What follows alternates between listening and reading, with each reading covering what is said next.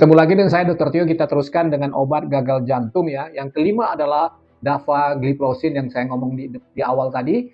Itu adalah termasuk penghambat SGLT2 yang sebenarnya dipakai sebagai anti diabetik oral yang baru gitu ya. Ini termasuk anti diabetik oral yang baru. Jadi ada empagliflozin, ada canagliflozin, ada ertugliflozin ya. Nah, dapagliflozin ini yang dikenal dengan nama dagang Forxiga atau Edistrit ya. Mekanisme kerja obat ini menghambat SGLT2 di bagian proksimal dan daripada tubulus renal dan mencegah jantung dari penurunan fraksi ejection-nya ya. Jadi heart failure with reduced ejection fraction gitu ya. Indikasi adalah gagal jantung, diabetes tipe 2 dan penyakit ginjal kronis. Kontraindikasi adalah diabetes tipe 1, diabetes ketoasidosis, hipersensitivitas, wanita hamil dan menyusui. Efek samping adalah menimbulkan infeksi jamur pada genital, infeksi pada saluran kemih, dan meningkatkan urination serta hipotensi. Dosis untuk dapagliflozin itu 10 mg secara oral, empagliflozin juga 10 mg orally ya, secara oral ya. Nah, nomor 6 adalah epabradin atau dengan nama dagang Corlanon.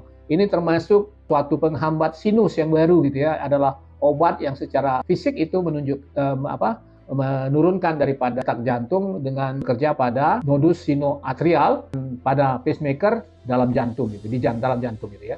Indikasi adalah penyakit jantung kronis dan angina pectoris stable yang kronis gitu ya. Kontraindikasi untuk akut decompensated heart failure, hyperhypotension dan gangguan hati yang berat. Efek samping adalah bradycardia, visual disturbance atau gangguan penglihatan, atrial fibrilasi, dizziness dan fatigue. Interaksi obat adalah level plasma obat ini akan meningkat bila obat ini diberikan bersama ketoconazole, macrolide, dan grapefruit juice gitu ya. Dosis awal 5 mg 2 kali sehari. Kemudian kalau dititrasi itu sampai dengan 2 kali 7,5 mg bila ditoleransi dengan baik. Nomor 7 adalah sacubitril kombinasi dengan valsartan gitu ya. Valsartan adalah yang tadi saya ngomong ada ARB2 ya. Jadi angiotensin receptor plus nephrosin inhibitor yang sacubitril ini atau ARNIS ya. Itu suatu kombinasi yang dapat memblok reseptor angiotensin 2, menghambat neprilysin, memperbaiki daripada outcome gagal jantung gitu ya. Sacubitril adalah penghambat neprilysin inhibitor yang meningkatkan natriuripeptid yang merangsang vasodilatasi natriuresis dan efek daripada fibrotik. Indikasi adalah gagal jantung yang menurunkan ejection fraction, kemudian adalah untuk gagal jantung kronis serta pada post akut gagal jantung yang decompensated ya. Kontraindikasi adalah angioedema, concomitant use bersama ACE inhibitor, hypersensitivity dan pregnancy. Efek samping adalah hipotensi, hiperkalemia, dizziness, batuk kering serta fatigue. Drug interaction atau interaksi obatnya dengan ACE inhibitor dapat meningkatkan resiko angioedema bersama dengan aliskrin akan meningkatkan hiperkalemia, dan penggunaan bersama NSAID atau obat antiinflamasi non-steroid dapat meningkatkan gangguan ginjal. Dosis fasting dose dimulai dari sacubitril 90 mg, 40 mg 2 kali sehari secara oral. Yang ke-8 adalah digoxin ya, yang paling lama gitu, nama dagang tetap digoxin dan pargoxin. Ini mekanisme kerja terutama. Ini obat ini adalah menghambat NAK-TPase, pompa NAK-TPase yang berikatan dengan NAK-TPase pada miosit daripada jantung, yang menyebabkan peningkatan sodium intrasel dan menurunkan kadar sodium yang melewati membran. Indikasi adalah heart failure dengan reduction ejection fraction dan atrial fibrilasi serta atrial fibrilasi dan paroksimal supraventricular tachycardia atau PSVT gitu ya.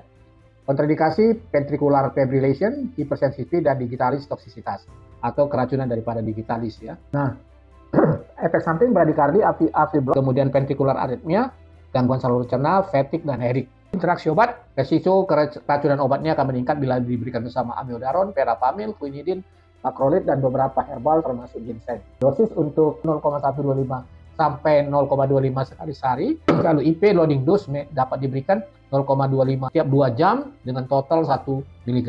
Yang 9 adalah golongan nitrat, ada nitrogliserin, itu nitrostat, itu mekanisme kerjanya adalah merubah nitrogliserin dirubah pada sel otot pembuluh darah menjadi nitrik oksid dan dapat meningkatkan atau merangsang guanyl siklase yang meningkatkan siklik AMP sehingga terjadi pelebaran daripada arteri pembuluh darah koroner epikardial yang memperbaiki pada aliran darah yang ke daerah iskemik dan juga mengurangi daripada spasme jantung gitu ya. Indikasi adalah gagal jantung akut untuk angina pectoris akut serta myocard infarction.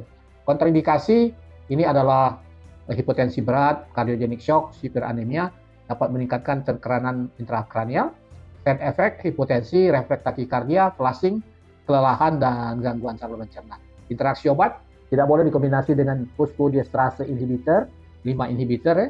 Kemudian resiko sinkop akan meningkat bila obat ini diberikan bersama antihipertension lain gitu ya.